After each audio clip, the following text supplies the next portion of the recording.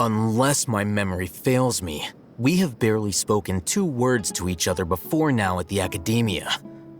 Would you care to enlighten me as to when and how I invited the General Mahamatra's wrath? Alhaitham, do not think you can escape my judgment just because you managed to escape my attack. Judgment? So that's how you'd characterize your actions here, is it? Or would elimination perhaps be a more accurate description? Had I used my full strength, not even this traveler would have been able to stop me. Though styled like an assassination, I sought only to ensure that my target would be unable to flee or resist. Standard practice for the Matra, as well you know. Seemed to me more like your own personal touch. Who is that, Alhaitham? Did you call him General Mahamatra? Yes. General Mahamatra Cyno, head of all the Matra at the Academia.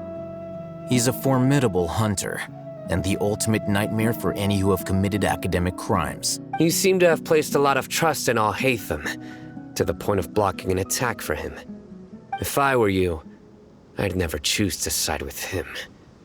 I wouldn't believe a single word that comes out of his mouth. I have been pursuing this scribe for a long time. I urge you, stand back and do not seek to defend him any longer. Otherwise, there will be consequences.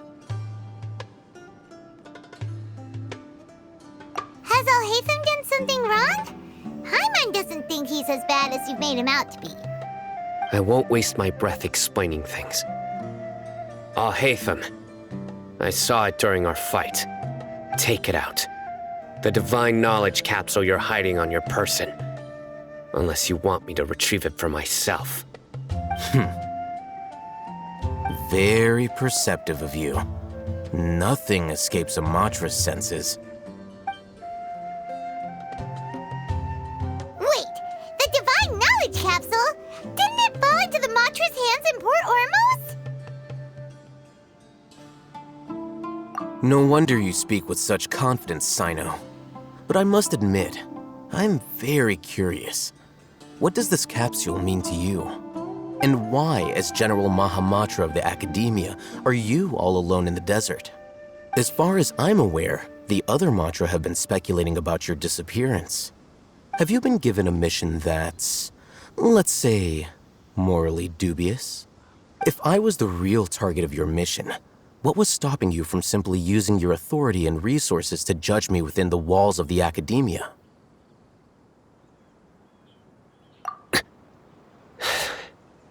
I should have known you'd be difficult to deal with. You two? Ugh! What you would do, Traveler? Paimon feels like we can't trust either of them! Ahem. Well, look at you two, acting all tough and self-righteous over there. Wait, Dia? Great! Finally, someone that we can trust! You gotta help us out here, otherwise these two are gonna start fighting again! Yeah, sure looks that way. 2 giants from the Academia duking it out once and for all. Not something you get to see every day, that's for sure. Listen, I know you academic types love to fill up your big brains with self-righteous morality and lord your empty rules and virtues over each other. But how dare you bring your petty disputes into the safe haven of Aru Village? It seems like someone's gonna have to beat some sense into your thick skulls until you finally learn to respect these grounds.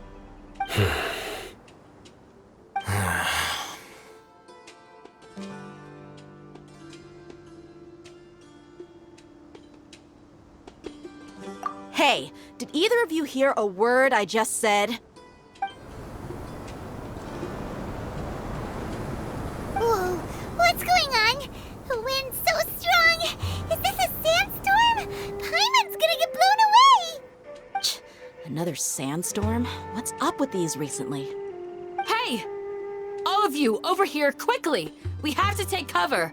Someone's calling for us! Oh, this wind is too strong! Let's get over there! That sounded like Candace.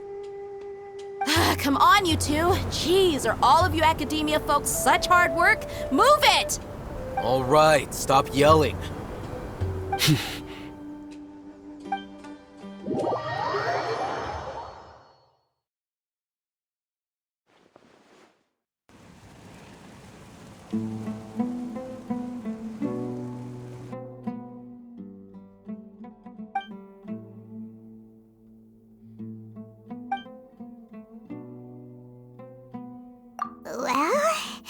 This is pretty awkward.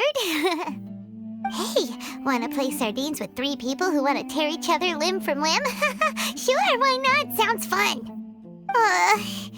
The air is so thick and heavy. Paimon can hardly keep floating anymore. My sincere apologies, everyone.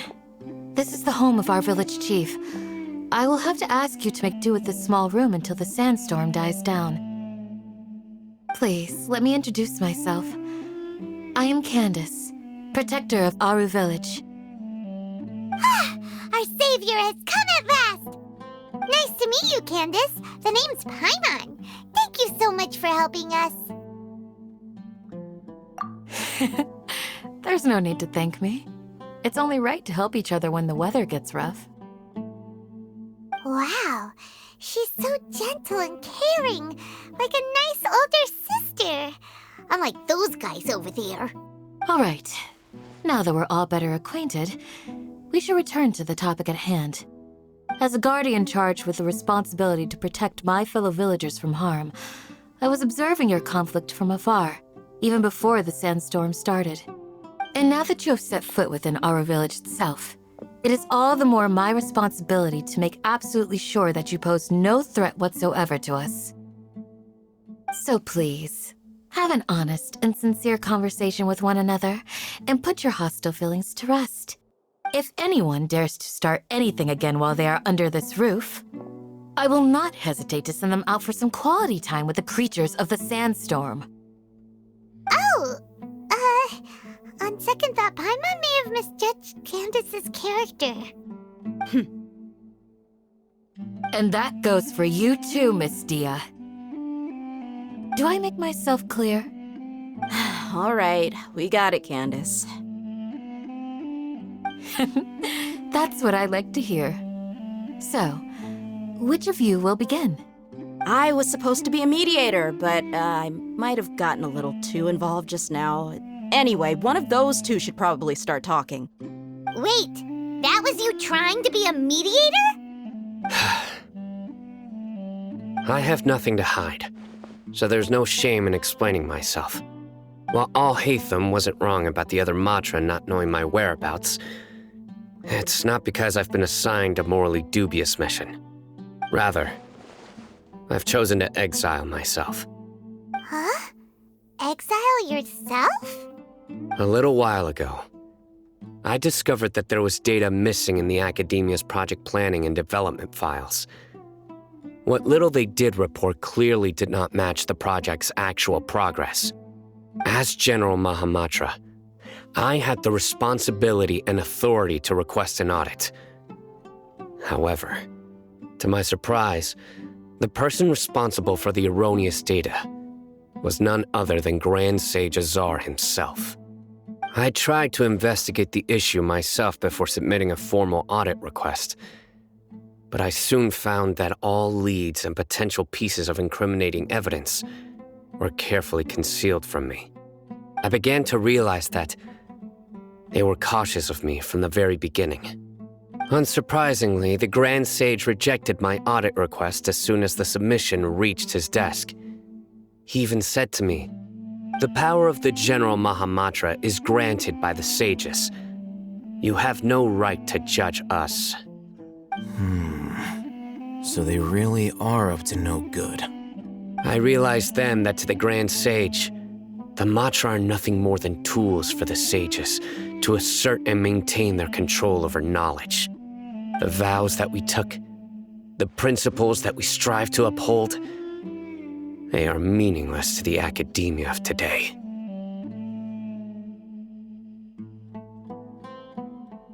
I believed it would be wise to flee the academia before the sages had a chance to take action against me.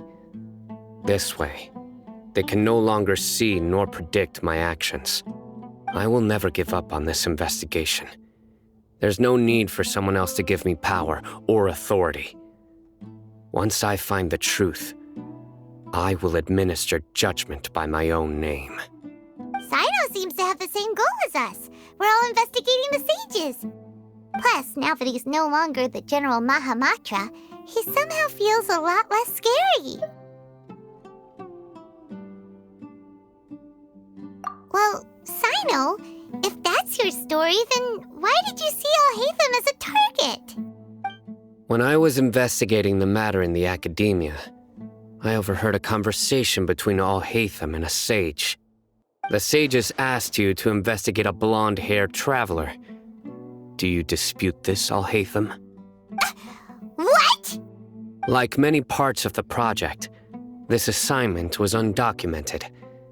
Now throw in your suspicious behavior with the Divine Knowledge Capsule, and I think we deserve an explanation.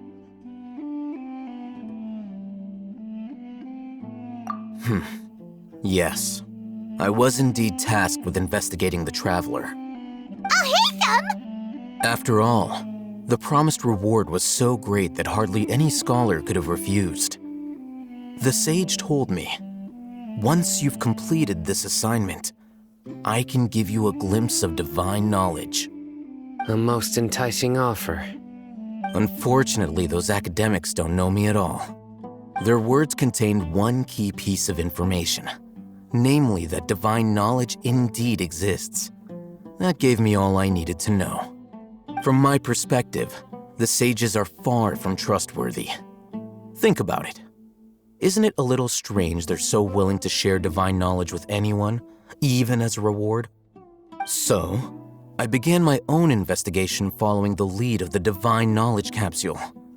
In the end, I realized my wisdom in committing to this rather than collaborating with the sages. Had I been less guarded, I probably would have ended up like that Ain al-Ahmar mercenary, incapable of remaining sane for long enough to hold a conversation. You mean that the sages originally planned to dispose of you, using one of those capsules that drive people insane? I'd already given up on the assignment by then. I only told the academia I was waiting in Port Ormos for you to appear so they wouldn't suspect anything. So it came as quite a surprise when I encountered my erstwhile target while investigating the Divine Knowledge Capsule. Criminals do love to talk about coincidences. Even though I ran into the traveler by chance, I had no intention of providing assistance to the academia. Also, you should remember, you were the ones who decided to follow me and strike up a conversation after I left that tavern. That's true. Alhaitham helped us out at Caravan Rebat as well. Maybe he's telling the truth. I'm willing to apologize if that's worth anything to you. I took the Divine Knowledge Capsule behind your back because I judged its existence to be a significant risk. I felt that it would be best for no one to interact with it before it had been properly studied. After all, curiosity often proves to be the most dangerous thing in this land. You should be well aware, Scribe Alhaitham, that curiosity can also lead you to danger and suspicion. Answer me this. Did the sages share any information about their project with you? Have I not made myself clear? You and I are both distrusted by the academia. Do you really think they would tell me anything? Fine. Although you haven't completely proven your innocence, I won't regard you as an enemy, for now. As you wish. Good. I'm glad to see you two clearing up your misunderstandings. And now you, Dia. I believe it's your turn. Oh, sorry. Whatever the boys were talking about must have been so boring that I spaced out. My situation is pretty straightforward. My employer, Dunyarzad of the Homayani family, is friends with the traveler and is currently recovering from her illness at home. I had nothing going on, so I decided to return to Aru village for a visit. I was actually looking forward to a pretty exciting time getting back together with everyone here. But then I saw these two random guys in the middle of a pointless argument. It ticked me off, and things went downhill from there. Is that all? Well, I will admit that definitely sounds like your style. In that case, welcome back, Dia. That's more like it. I missed you all so much, Candace. Whoa! What was that sound? No need to worry. Now that you're no longer at each other's throats, please make yourselves at home. I'll take a quick trip outside to clear out some of those creatures in the sandstorm. Creatures? In the sandstorm? Are you sure you don't want some backup? Fighting in a sandstorm is not for the faint-hearted. Anyone without extensive training in these conditions is at a disadvantage. You needn't worry. Yeah, just leave him to Candace. Don't worry, she's as tough as they come.